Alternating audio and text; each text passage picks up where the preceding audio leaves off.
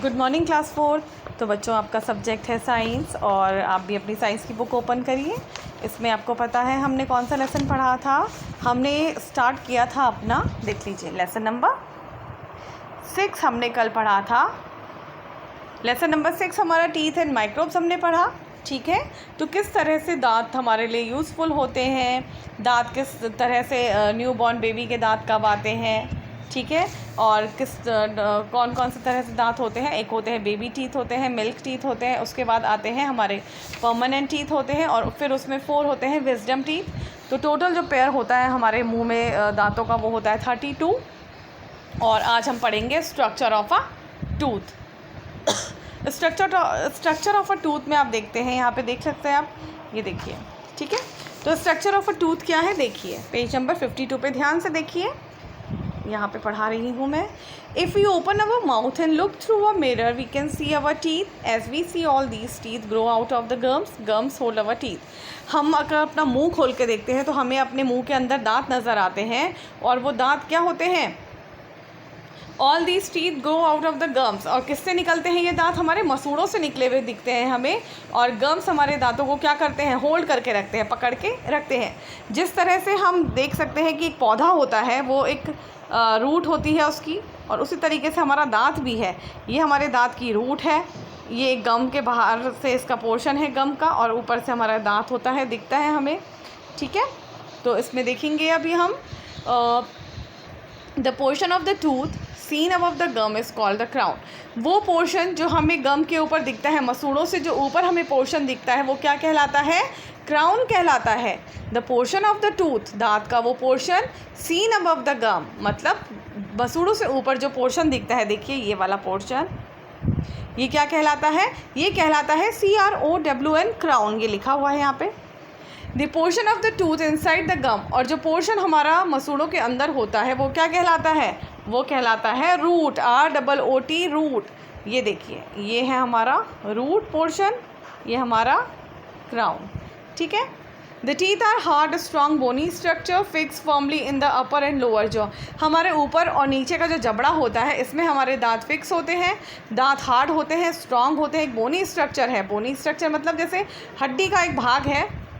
The outer layer of the tooth is very hard. जो आप अगर अपना दांत देखेंगे तो दांत कैसा होता है, हार्ड होता है, जो बाहर का पोर्शन है वो बहुत हार्ड होता है। दिस इज़ कॉल्ड एनेमल, और जो बाहर का पोर्शन है ये क्या कहलाता है, एनेमल, ENAMEL, एनेमल। आप एनिमल नहीं पढ़ेंगे इसको, this is enamel, ENAMEL, enamel. दांतों का जो बाहरी पोर्शन होता है वो एनेमल कहलाता है। आगे चलते हैं, पेज नंबर 53। तो देखिए, the next inside layer is called dentine, और इसी के नेक्स्ट जो हमारी एक लेयर होती है दांतों की, वो क्या कहलाती है, dentine. It is like a bone, और ये भी हड्डी की तरह होती है। The soft material inside the dentine is called a pulp, और हमारे दांत का एक पोर्शन है क्राउन, क्राउन के इनसाइड होता है डेंटाइन, और डेंटाइन के अंदर एक सॉफ्ट मटीरियल होता है जिसे हम कहते हैं pulp, PULP, pulp. This is soft and has blood vessels and nerves in it, और इस वाले पोर्शन के अंदर क्या होती हैं, ब्लड वेसल्स होती हैं, खून की नसें होती हैं, और ये बहुत सॉफ्ट होता है। द नर्व्स, ये देखिए, the nerves are connected to the gum through a hole in the root, और ये जो नर्व्स होती है, जो नसें होती हैं, ये किससे कनेक्टेड होती हैं, मसूड़ों से जुड़ी हुई होती हैं। किसके द्वारा, रूट के द्वारा। A hole in the root, root में एक छेद होता है, और इसी छेद के द्वारा ये जो नर्व्स होती हैं ये किससे जुड़ी होती हैं, मसूड़ों से, ठीक है। Kinds of teeth and their function, अब हम पढ़ेंगे दांतों के प्रकार और उनके कार्य। दांतों के कितने टाइप्स होते हैं और उनके क्या क्या फंक्शंस होते हैं, ठीक है। तो देखते हैं पेज नंबर 53। फर्स्ट देखिए, फर्स्ट टीथ हमारी जो वो है इंसीजर्स या फिर कटिंग टीथ। जिन दांतों से हम भोजन को काटते हैं वो कहलाते हैं हमारे कटिंग टीथ। सेकंड होते हैं कैनेंस और टियरिंग टीथ। टियरिंग मतलब होता है फाड़ने वाले, जैसे हम मीट खाते हैं तो किस वाले दांत से काटते हैं, हम उसको किससे खींचते हैं, टियर करते हैं, उसको फाड़ते हैं, तो कैनेंस से करते हैं उनको। थर्ड है प्रीमोलर्स और क्रैकिंग टीथ, उनको कहते हैं प्रीमोलर्स या फिर क्रैकिंग टीथ, ठीक है, तोड़ने के लिए, क्रैक करने के लिए। जब हम क्या खाते हैं, अगर हम अखरोट मुंह से तोड़ते हैं, बादाम हम अगर मुंह से तोड़ते हैं, जो छिलके वाला बादाम होता है, तो वो होते हैं हमारे प्रीमोलर्स, क्रैकिंग टीथ। फोर्थ है मोलर्स और ग्राइंडिंग टीथ। मोलर्स या फिर ग्राइंडिंग टीथ मतलब जिनसे हम खाने को चबाते हैं। तो देखिए इंसीजर्स के बारे में पढ़ते हैं। There are 4 front teeth in each jaw. हमारे दोनों जबड़ों में फ्रंट टीथ जो होते हैं, these have sharp edges and are use for cutting and biting the food. और ये हमारे खाने को कट करने के लिए और बाइट करने के लिए यूज़ किए जाते हैं। For this reason these are called cutting teeth. और यही कारण है इनको कटिंग टीथ कहा जाता है। कैनिन्स और टेयरिंग टीथ। कैनिन्स और टेयरिंग टीथ देखिए, these are use for tearing the food, खाने को फाड़ने के लिए। देयर आर 4 कैनिन्स, 4 प्रकार के कैनिन्स होते हैं। These are present on either side of the cutting teeth in each jaw. और ये कहाँ होते हैं? दोनों जॉ में होते हैं, दोनों साइड्स में होते हैं ये हमारे जबड़ों में। These are very sharp and pointed, ये बहुत तेज़ होते हैं, नुकीले होते हैं। नंबर 3 है प्रीमोलर्स और cracking teeth. These are present next to the canines. ये जस्ट हमारे किसके बगल में होते हैं?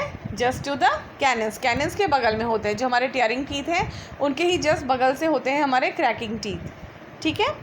These are broad and flat teeth and act like nut crackers। तो आप ये सोचिए कि आप अगर अखरोट तोड़ते हैं तो कहाँ से तोड़ते हैं? फ्रंट के टीथ से? नो, आप तोड़ते हैं इनको कहाँ से? फ्लैट टीथ से। There are 4 premolars in each jaw। हमारे दोनों ही जबड़ों में 4 premolars होते हैं या फिर क्रैकिंग टीथ होते हैं। 4th नंबर है मोलर और ग्राइंडिंग टीथ, चबाने वाले दांतों के बारे में। These are broader than premolars। ये क्या होते हैं? ब्रॉडर मतलब ज़्यादा चौड़े होते हैं। किन से? प्रीमोलर्स से। एंड हैव ब्रॉड सरफेस, और इनका जो सतह होती है वो बहुत चौड़ी होती है। टू ग्राइंड द फूड, खाने को चबाने के लिए इनकी क्या होती है? सतह बहुत चौड़ी होती है।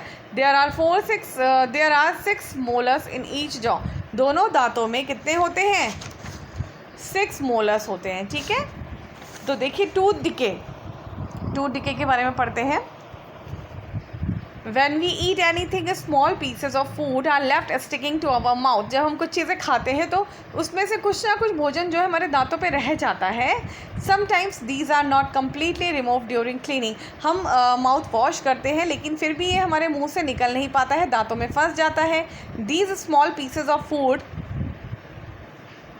Start decaying and may damage our teeth. और जो ये खाना हमारे दांतों में फंस जाता है, रुक जाता है, इन्हीं की वजह से हमारे दांतों में क्या होती हैं? प्रॉब्लम्स आती हैं।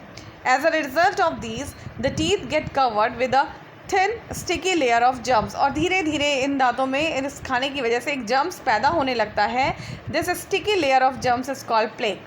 और यही स्टिकी लेयर जो हमारे दांतों में बनने लग जाती है ये कहलाती है plaque. The plaque reacts with sugar present in the food to produce acid। और यही प्लेक क्या करता है? जो भोजन हम खाते हैं, जो खाना हम खाते हैं उसमें जो शुगर प्रेजेंट रहती है उसके साथ मिलकर ये क्या करता है?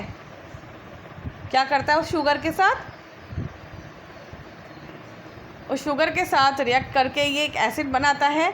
The acid spoils the animal और शाइन ऑफ द टीथ। और यही एसिड हमारे दांतों की चमक ख़त्म कर देता है, शाइन ख़त्म कर देता है। It is also cause is hole और कैविटीज़ इन द टीथ। और इसी खाने की वजह से जो ये बचे खुचे खाने की वजह से जम्स बनते हैं, फिर एसिड बनता है। एसिड की वजह से हमारे दांतों की चमक ख़राब होती है और साथ ही हमारे दांतों में कैविटी भी लगती है।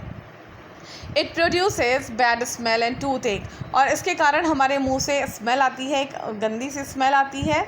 जिनके दांतों में प्रॉब्लम होती है उनके मुंह में हमेशा एक स्मेल होती है। और फिर उनको टूथ एक की भी प्रॉब्लम होती है, मतलब दांत में भी उनको दर्द रहता है। देखिए, when the tooth is badly damage it begins to shake. और जब दांत बहुत ही बुरी तरह से डैमेज हो जाता है, जब हमारे दांत में बहुत ज़्यादा ही कैविटी वगैरह हो जाती है तो हमारा दांत हिलने भी लग जाता है। The gums can not hold it tightly and may fall. Gums हमारे उस दांत को पकड़ नहीं पाते हैं, होल्ड नहीं कर पाते हैं ठीक से, और वो दांत गिर जाता है। देखिए, दस tooth decay causes. Tooth decay से क्या क्या प्रॉब्लम होती है? देखिए, फर्स्ट है होल्स और कैविटीज़ इन द टीथ। हमारे दांतों में छेद हो जाते हैं, कैविटी लग जाती है। नेक्स्ट है फोल स्मेल फ्रॉम द माउथ। गंदी से स्मेल मुंह से आती है। थर्ड है लूजिंग द टीथ, दांत झड़ जाता है। 4 है स्टमक ट्रबल और अदर डिजीजेज।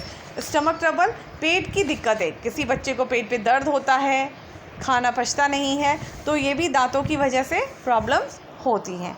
ठीक है, तो अभी क्या करेंगे, हम इतना ही इसको पढ़ते हैं। अभी आप एक बार रिवाइज करिए, रीड करिए, उसके बाद हम इसके आगे कंटिन्यू करेंगे। ओके।